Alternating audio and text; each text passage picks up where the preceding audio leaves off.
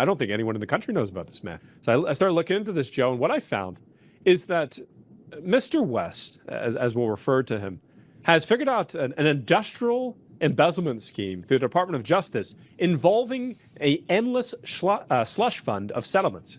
So the government, they settle cases. They could settle the case right now with you. They could actually pay for everything they've done to your family, everything they've done to your friends. There's a mechanism in place right now. It's called the Judgment Fund. It's been in place since after the 70s. There used to be a cap on this, by the way, Joe. When I was looking into this, there was actually a congressional oversight. There was all kinds of mechanisms in place so this wouldn't be abused.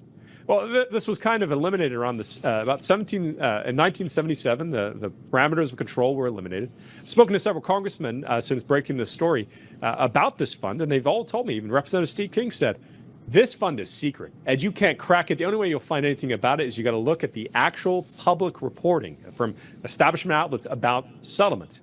This is what Tony West cracked into. And in 2009, he was raised to the number 3 position in Obama's DOJ. His history, by the way, is he actually married Kamala Harris's sister, Maya.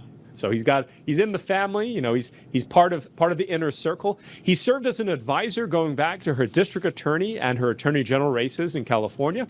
And he also brought a lot of money, a lot of clout, but you never heard his name because that's how the shadow government operates. It's how the shadow operators are able to be Marionettes. You never heard of Susie Wiles and Chris Lasavita until there was some actual reporting and actual people in the midst of saying who's involved in the corruption.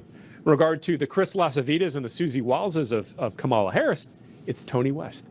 And specific to what Tony West has done, I found one huge case. I got 3 big examples I put in this report that our friends over at Zero Hedge, graciously put up. They also saw the importance of getting this information out to the voters. Because isn't this what we're supposed to do in America? We're supposed to publish this information. We're supposed to educate the populace and the voter base, and then they make a proper decision, not just based on race, just not based on whether Taylor Swift endorsed the person, but saying, I think this person's corrupt as hell, and I'm not going to vote for them. This is supposed to be how it's supposed to work.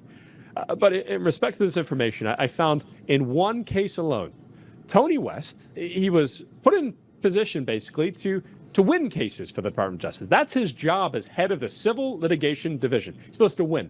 Tony West said as soon as he came into office, we are going to settle a case that's from the Bush era in regard to discrimination of Hispanic farmers. And I was looking into this case, by the way, Joe. You're mentioning the people that didn't have addresses or in regard to money funneled through this fraud in the campaign for President Trump going to P.O. boxes. Well, I found that a lot of the victims, about 91 of them at first, for Tony West, he was looking at this, he said, first of all, we can't win it. We're going to settle it. 2, I think there's more victims. I think as the representative of the Department of Justice, I need to go find more plaintiffs.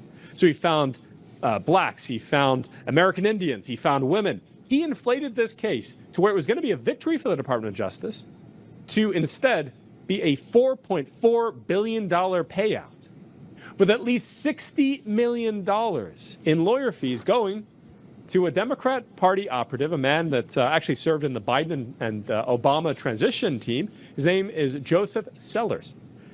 Tony West found a way, Joe, to funnel money out of the Department of Justice and the Treasury Department and to do it technically legally.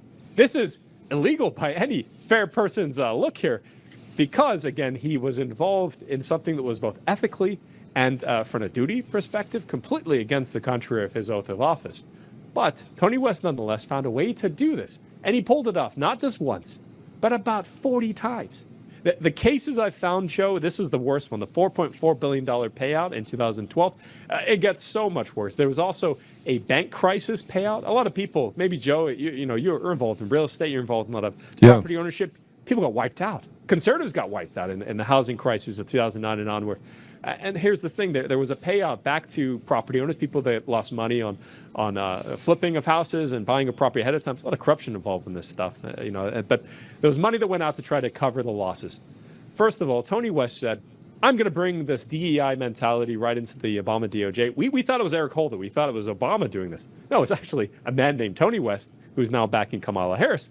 And what he did with this special power that he'd inherited is, one, he found a way to exclude all white Christian conservatives from receiving any money. 2, he literally found every Democrat group he could, to the point where his own staff were saying in emails, we have to find ways to deploy this money through the settlements to our political operatives, to our political friends. They even said at one point, I found an email in this stack of deceit, that one of the lawyers who was getting a payback, he said, we should actually build a statue in our office and worship Tony West as a god, because I'm about to get a $200,000 paycheck because of this saint. I mean, this is real. The receipts are right there. In any other election cycle, Joe, this would have been probably the biggest story we'd be talking about.